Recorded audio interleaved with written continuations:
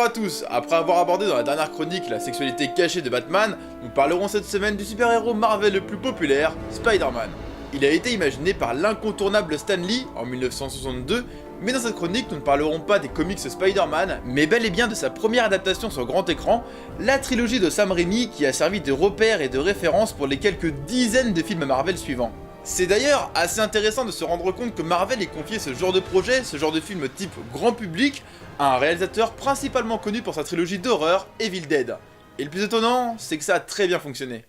Commençons par notre premier secret. Spider-Man a dû donc attendre jusqu'en 2002, soit 40 ans après sa création, pour se voir adapté au cinéma. Mais avant que le projet tombe dans les mains et soit mené à terme par Sam Raimi, les rumeurs de production ont été très nombreuses. James Cameron était très intéressé pour adapter Spider-Man au cinéma dans les années 90 et avait même pensé à DiCaprio dans le rôle principal.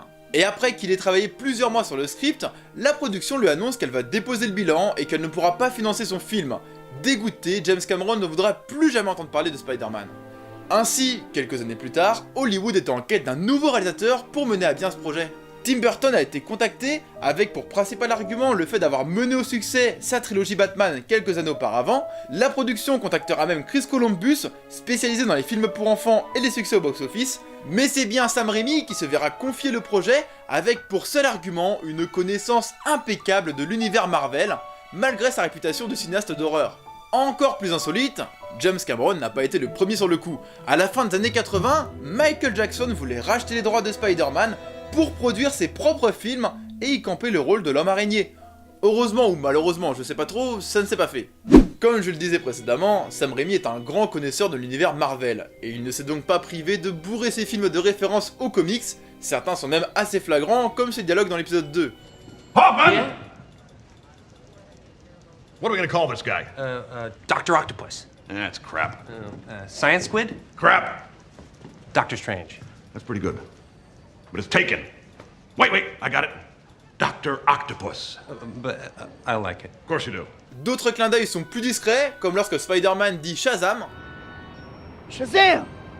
Référence explicite à un autre super-héros de l'univers Marvel, Captain Marvel, aussi connu sous le nom de Shazam. D'ailleurs au passage, un film sur ce personnage devrait sortir en 2019. Autre référence, l'apparition de l'astronaute John Jameson dans le second film. L'astronaute est également un autre personnage de l'univers Marvel, surnommé l'Homme-Loup. Et enfin, Sam Raimi a caché des clins d'œil encore plus subtils, comme lorsque Peter Parker achète des fleurs pour Mary Jane. On peut voir rapidement le nom de deux fleurs, Carnation et Snapdragon, qui sont en réalité des références à deux super vilains, respectivement Carnage et Snapdragon. Si vous connaissez d'autres petits clins d'œil intéressants de la trilogie, mettez-les en commentaire. Pour notre troisième secret, nous allons parler d'une rectification de dernière minute. Bien que le film soit sorti en 2002, le tournage a eu lieu bien avant, et les deux tours jumelles du World Trade Center devaient avoir une certaine importance dans le film. Le tout premier trailer du film mettait en scène Spider-Man envoyant un hélicoptère dans une toile d'araignée géante tissée entre les deux tours. Et sur l'affiche officielle, on pouvait également repérer les deux tours jumelles dans le reflet de son regard. Sauf que ces scènes-là ont été tournées et montées avant le 11 septembre 2001, et qu'après les attentats, et donc après la destruction des deux tours jumelles, Sam Raimi a dû retirer toutes les scènes impliquant les deux tours dans son film, et la production a immédiatement supprimé le trailer. Dans notre quatrième secret, nous allons parler de Stan Lee, le créateur de Spider-Man, et de pratiquement tous les autres super-héros Marvel. Et il a pris une petite habitude, c'est de faire un caméo à chaque film de la franchise, si bien que dès que je regarde un Marvel, je m'amuse à le rechercher. En suivant cette logique, la trilogie de Sam Raimi comporte donc 3 caméos de Stan Lee. Dans le premier film, il sauve la vie d'une enfant, dans le second film, il sauve la vie d'une femme, quel brave homme, et dans le dernier film de la trilogie, il arrive à rebooster avec une petite phrase notre petit Peter Parker.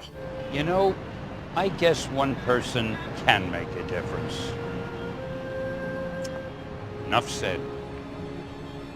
Il faut savoir que c'était très important pour lui de faire ces caméos, car selon ses aveux, Spider-Man est l'un de ses super-héros préférés, et n'oublions pas qu'en 1962, il a eu énormément de mal à le faire accepter auprès de ses supérieurs, car tout le monde lui disait que personne n'allait aimer Spider-Man, car personne n'aimait les araignées. Donc pour lui, le succès planétaire de cette trilogie est une belle revanche. Notre cinquième secret est une théorie, mais une sacrée bonne théorie. Sam Raimi avait prévu de faire un 4ème opus de cette saga, mais finalement il a dû abandonner le projet, sûrement suite aux exigences du studio. Rappelons que c'est le studio qui a imposé Venom dans Spider-Man 3, ce qui a contribué au semi-échec critique du film du fait d'un trop grand nombre de super vilains. Enfin bref, quelques années plus tard, des storyboards ont été publiés. Et Sam Raimi avait prévu 2 super vilains à Spider-Man pour le 4ème opus, le Vautour et Mysterio. Pour le coup, Mysterio est un excellent super vilain, j'aurais adoré le voir au cinéma. Pour faire court, Mysterio est un jeune homme voulant devenir acteur au cinéma, qui adore donc se déguiser et interpréter des rôles différents, et qui aimerait vaincre Spider-Man pour se faire une très belle autopromo. Sam Raimi, pour interpréter ce personnage, avait pensé à son acteur fétiche, Bruce Campbell, interprète de Ash dans sa trilogie Evil Dead. Mais il se trouve également que Bruce Campbell a fait un caméo par film durant toute la trilogie. La théorie affirme donc que Sam Raimi avait inclus Mysterio dès le premier film sous les traits de Bruce Campbell. En effet, il joue l'animateur du catch dans le premier film, l'employé du théâtre dans le second film, et enfin le gérant du restaurant français dans le troisième film. Et si ces caméos n'étaient donc pas juste des caméos, mais des apparitions de Mysterio en train de surveiller son ennemi, Spider-Man? C'est possible, non? J'espère que cette chronique vous aura plu. Bon, quand vous êtes resté jusqu'à la fin, vous avez le droit à un petit bonus. Dans l'introduction, j'ai fait une petite coquille en disant que la trilogie de Sam Raimi était la toute première adaptation au cinéma de Spider-Man. C'est faux.